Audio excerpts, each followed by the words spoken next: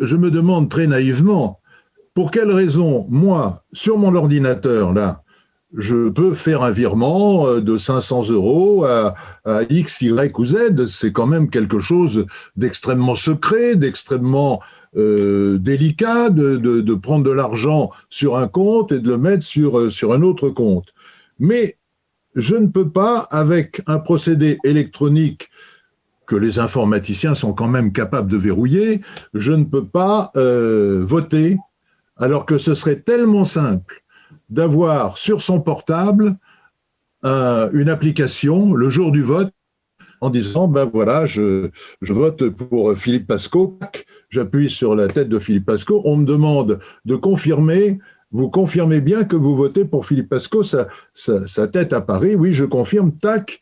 Et là, on dit, ah oui, mais attention, avec l'informatique, on peut tout faire, on peut tricher. Oui, bien sûr, on l'a encore vu hier avec la rentrée scolaire en distanciel, où il y a eu, si j'ai bien compris ce que disaient les confrères, sur 8 millions de gens qui devaient être connectés, il n'y en a eu que 500 000 qui ont eu la connexion. C'est-à-dire qu'il y a 95% des élèves et de leurs parents hier qui n'ont pas pu utiliser le web.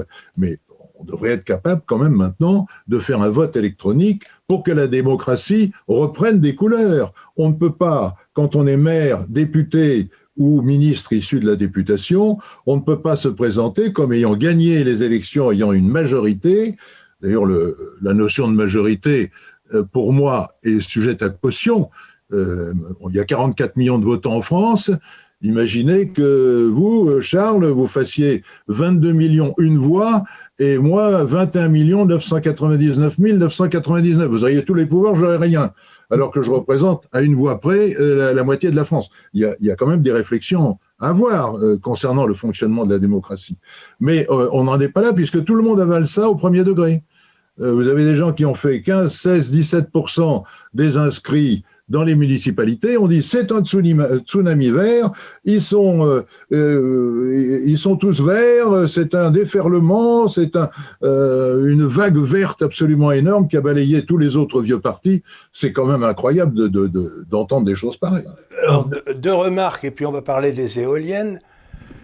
Ben, je crois que la démocratie représentative, elle est née en Angleterre au XVIIIe siècle, parce qu'il fallait, et donc on a élu des gars parce qu'il fallait 15 jours pour aller d'Édimbourg à Londres. Hein. Donc il n'y avait pas d'autre façon que d'envoyer un gars à qui ont délégué les pouvoirs. Mais comme vous l'avez fort justement dit, maintenant, on n'a plus besoin d'envoyer un gars de Toulouse à Paris, quoi, je veux dire. Et puis en plus, donc il y a toute une série de choses qui pourraient être traitées par les Français, comme c'est d'ailleurs le cas en Suisse, par la démocratie directe, par le vote direct, et là, le souverain a parlé, parce que tout ce que ces gens-là oublient, c'est que le souverain, c'est le peuple. C'est pas eux à Paris. Le vrai souverain, c'est le peuple. Depuis qu'on a coupé la tête de Louis XVI, c'est le peuple qui est le souverain. Donc, il faut trouver une façon ou une autre de redonner au peuple la parole, et le plus souvent possible, parce qu'il n'y a que lui qui peut traiter les problèmes. Ça s'appelle la démocratie participative. Ça s'appelle la démocratie participative.